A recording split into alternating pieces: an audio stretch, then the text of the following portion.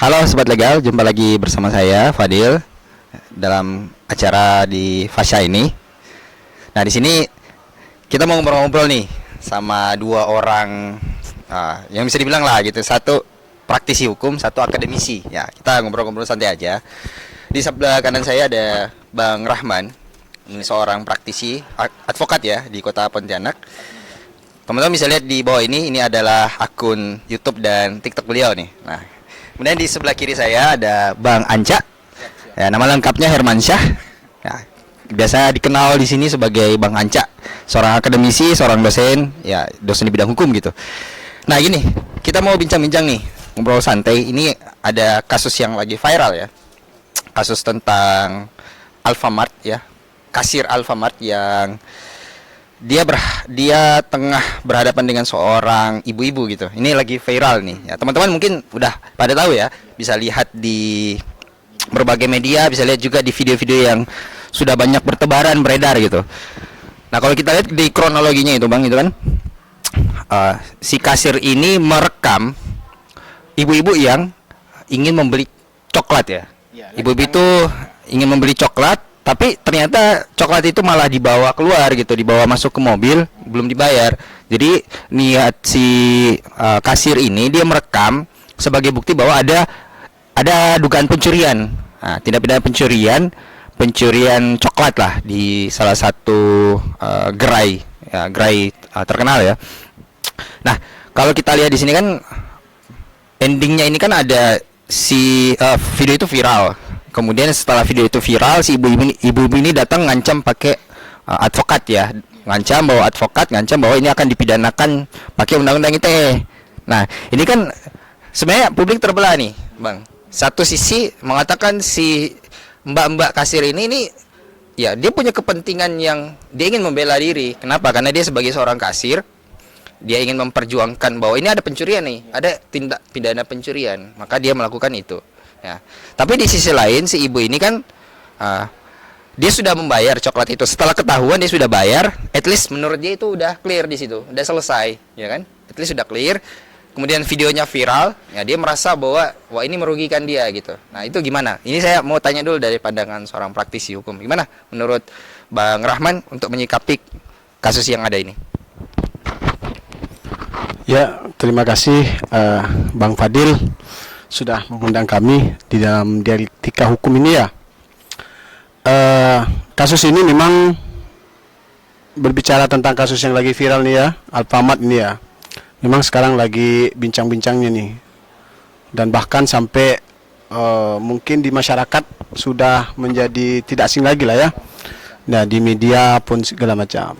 Nah, saya mengamati dan melihat ya terkait dengan kasus Alfamart ini. Yang pertama itu kan seorang pegawai Alfamart itu merekam ibu-ibu yang sedang membawa coklat, atau dia kemungkinan ibu-ibu itu kan mau beli coklat, sehingga entah itu terlepas lupa ataupun memang sengaja untuk dibawa ke mobilnya sehingga tidak dibayar. Kemudian pegawai Alfamart ini merekam dan akhirnya menjadi viral, sehingga membuat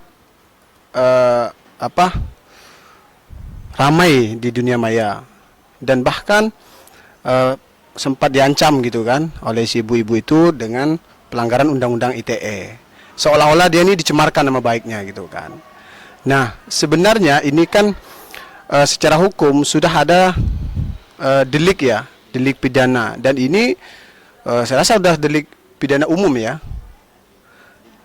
delik biasa ini. Nah, sehingga demi kepentingan si pegawai Alfamart ini merekam, artinya ada sesuatu kebenaran di sini. Nah, jadi secara hukum pegawai Alfamart ini sudah benar sebenarnya. Benar dalam artian bahwa dia ini ingin membuktikan adanya pencurian atau kecurangan. Sebenarnya ibu-ibu ini bisa juga dikenakan pasal 335 ya. Tentang pengancamannya ini. Nah, dikenakan 335 karena sudah mengancam-ngancam pegawai Alfamart ini. Nah, kemudian secara hukum juga bahwasanya kalau dikenakan undang-undang ITE ini kan karena suatu ada indikasi kebenaran, ini si pegawai Alfamart tidak kena ini. Kenapa? Karena saya mengingat dengan MUU antara Menteri Kominfo itu dengan dengan Kejaksaan, bahkan Polri itu sudah membuat MUU ketika sesuatu itu memvideokan bahwa itu untuk kebenaran, maka dia tidak dikenakan dengan Undang-Undang ITE pasal 27 ayat 3 itu. Nah, artinya apa? Di sini pegawai Alfamart ini kan dia ingin membuktikan bahwa adanya pencurian gitu kan. Sehingga dia mengambil video itu untuk kebenaran. Nah, sehingga untuk kasus ini kurang tepat untuk ibu-ibu itu mengancam si Alfamart ini karena sudah menjadi menjadi suatu Itu fakta gitu ya. Iya, selain juga untuk kebenaran itu fakta adanya gitu. Nah, Ya memang gambaran videonya itu ya dia tertangkap basah gitu ya. Itu kan fakta bukan ini ya. ya betul. Memang sekilas kita melihat itu adanya undang-undang ITE gitu kan. Nah, seolah-olah tidak mendapatkan izin mendistribusikan atau menyebarluaskan gitu. Tetapi dengan tadi itu dengan MUU Kominfo dan jaksa serta Polri itu bahwa dalam suatu kebenaran mengambil video itu tidak dikenakan undang-undang ITE itu. Nah, itu tanggapan secara hukumnya ya. Ya selebihnya nanti akan kembali lagi kepada bagaimana ya. Ya, kita pun lihat sekarang sudah damai kayaknya mereka berdua ini. Ya mudah-mudahan bisa diselesaikan karena ini kasusnya tidak terlalu besar ya. Ini ancaman hukumannya. Mungkin begitu Bang Fadil. Oke, makasih Bang. Ini kan sebenarnya MOU itu kan udah jadi SKB ya, surat keputusan bersama ya. Nah, keputusan bersama. Jadi memang kalau untuk teman-teman sobat legal perlu kita ketahui bahwa di Undang-Undang ITE itu ada SKB ya, surat keputusan bersama ya. Itu Kominfo dengan siapa ya? Kepolisian dan Kejaksaan ya.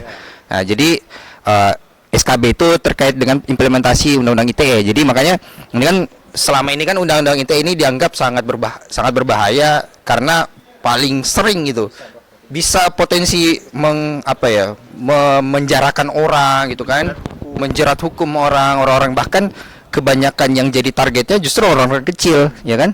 Orang-orang kecil itu paling mudah dijerat pakai Undang-Undang ITE dibandingkan misalnya kalau yang melakukan pelanggaran Undang-Undang ITE itu orang-orang yang petinggi-petinggi, orang-orang kaya dan lain sebagainya. Nah, itu. Makanya desakan-desakan publik itu akhirnya lahirlah SKB itu ya. Nah, SKB itu. Nah, kalau misalnya dalam kasus ini kan ada dua sebenarnya kan, satu pencuriannya kan, ada satunya dugaan pelanggaran Undang-Undang ITE-nya. Kalau dalam perspektif akademisi, Bang Anca gimana? Oke, baik. Baik, Assalamualaikum warahmatullahi wabarakatuh. Salam sobat pidana. Baik, mungkin saya hanya menyempurnakan dari yang disampaikan oleh advokat muda, sekalipun juga dengan Bang Fadil. Jadi begini, di dalam hukum pidana itu, di dalam ketentuan pasal 310 pencemaran nama baik itu, dan di dalam pasal Undang-Undang IT ya, di pasal 27 ayat 3 itu dia harus merujuk kepada pasal 310 pencemaran nama baik. Iya, putusan MK. Dan saya melihat dalam kasus ini sebenarnya tindak pidana ringan. Dan memang di dalam SEMA ya, Mahkamah Agung itu ketika ada perkara yang memang nilai kerugiannya di bawah 2,5 juta, biasanya harusnya diselesaikan secara restoratif saja, damai ya, tidak perlu ada penahanan. Namun di sini saya melihat jika kasus ini ketika dibawa ke meja persidangan ya, bisa jadi nanti akan harus dibuktikan bagaimana nantinya si pelaku ibu-ibu yang kecolongan ya, yang ketahuan mengambil coklat itu harus dibuktikan apakah dia mengambil itu karena lupa ataukah memang disengaja. Jadi dalam hukum pidana itu adik-adik atau sobat pidana itu ada yang namanya unsur kesalahan. Artinya begini, ada yang namanya asas Genstraf Sonderskul bahwa tiada pidana tanpa kesalahan. Jadi perbuatan saja tidak cukup untuk mempidanakan seseorang. Jadi harus ada kesalahan di dalam. Jadi perbuatan yang dilakukan itu harus dibuktikan juga nantinya. Apakah dia memang benar-benar mengambil itu dengan lupa. Sekalipun kasus ini sudah selesai ya Sobat Pidana, tetapi kita hanya bagaimana menggambarkan kepada adik-adik, membayangkan apabila nanti kasus misalnya tetap dilanjutkan. Nanti harus digali, dipaham bahwa ini perbuatan yang dilakukan memang disengaja ataukah memang ada kelupaan. Bahkan saya melihat di beberapa komentar netizen ada yang mengatakan ini orang kleptomania ya. Dan itu harus juga dibuktikan, tidak harus dilakukan dengan dalil, tapi harus melalui asesmen begitu ya. Jadi dalam kasus ini ya seperti yang disampaikan oleh advokat muda bahwa sebenarnya memang ketika sesuatu hal yang di video itu benar terjadi, maka tidak bisa ditentukan dengan dugaan pencemaran nama baik dalam undang-undang IT ya. Tapi tetap dia harus merujuk kepada, jadi unsur-unsurnya itu ada di dalam pasal 310 pencemaran nama baik. Jadi yang disampaikan tadi Bang Fokamada sudah benar bahwa ketika yang diambil itu di video, lalu itu hal yang benar yang terjadi, maka tidak bisa lagi ditentukan. Tetapi perlu diketahui bisa saja ya berpotensi terjadi yang namanya pelanggaran undang-undang IT dalam hal pasal 27 ayat 3 itu ketika seseorang yang melakukan perbuatan itu sudah diambil lalu bertanggung jawab dikembalikan, tetapi Anda sudah video lalu viralkan. Nah, itu bisa saja ada dampak berpotensi menjadi pelanggaran kalau menurut saya pribadi ya. Ketika misalnya orang sudah bertanggung jawab tetapi video itu tetap diviralkan, ya kan? Bisa dirugikan. Ya, bisa dirugikan. Bisa. Jadi dalam kasus ini ya, saya melihat sekalipun ya ini kasusnya ringan, tetapi perlu ya bahwa saya lihat ini orang, si ibu-ibu ini memang ada sikapnya yang yang arogan, yang memang cuek. Artinya perbuatan yang dilakukan itu seakan-akan dia tidak sesali. Bahkan dia menekan kepada karyawan itu. Dan sampai sekarang ini yang kita lihat bahkan manajemen Alfamart juga awalnya ya. Iya. Awalnya acu juga ya.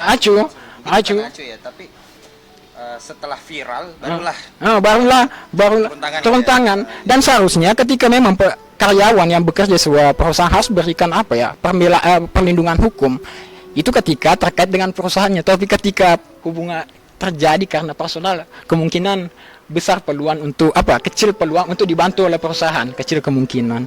Mungkin itu saja yang bisa sebagai pengantar. Mungkin kalau masih ada pertanyaan saya kembalikan kepada Saudara Fadil, bagaimana mungkin terkait dengan tanggapan bisa ditambahkan, silakan. Kalau saya sih mungkin kasih catatan aja ya dari kita ngobrol-ngobrol santai ini. Jadi untuk kasus ini sebenarnya dari pandangan praktisi dan juga akademisi ada catatan-catatan penting ya. Pertama bahwa ini kan dugaan pelanggaran undang-undang ITE itu pasal 27 ayat 3 itu kita bisa lihat di SKB itu ya, 3 menteri itu ya, implementasi undang-undang ITE, bahwa kalau video yang direkam itu adalah suatu fakta ya, maka dia tidak bisa untuk dijerat pidana pakai pasal 27 ayat 3 ini. Nah, itu sudah jelas di dalam SKB itu. Makanya di video itu kan fakta bahwa memang dia merekam si ibu-ibu ini kan mengambil coklat itu kan tertangkap basah. Itu poin pertamanya. Yang kedua bahwa ada satu hal yang menurut saya sangat apresiasi ya dari kasus ini adalah bahwa para pihak itu sepakat untuk restoratif justice. Nah, gitu, menyelesaikan secara damai gitu. Nah, itu sebenarnya poin penting yang perlu kita contoh gitu dalam praktek peradilan itu, bahwa sebenarnya sejauh lebih baik kalau satu kasus itu bisa diselesaikan lewat restoratif justice. Nah, itu yang penting itu Bang ya. Karena bagaimanapun itu bisa memberikan keadilan yang lebih bagi kedua belah pihak ya, bagi pihak baik yang pelaku maupun korban itu sama-sama mendapatkan keadilannya gitu ya.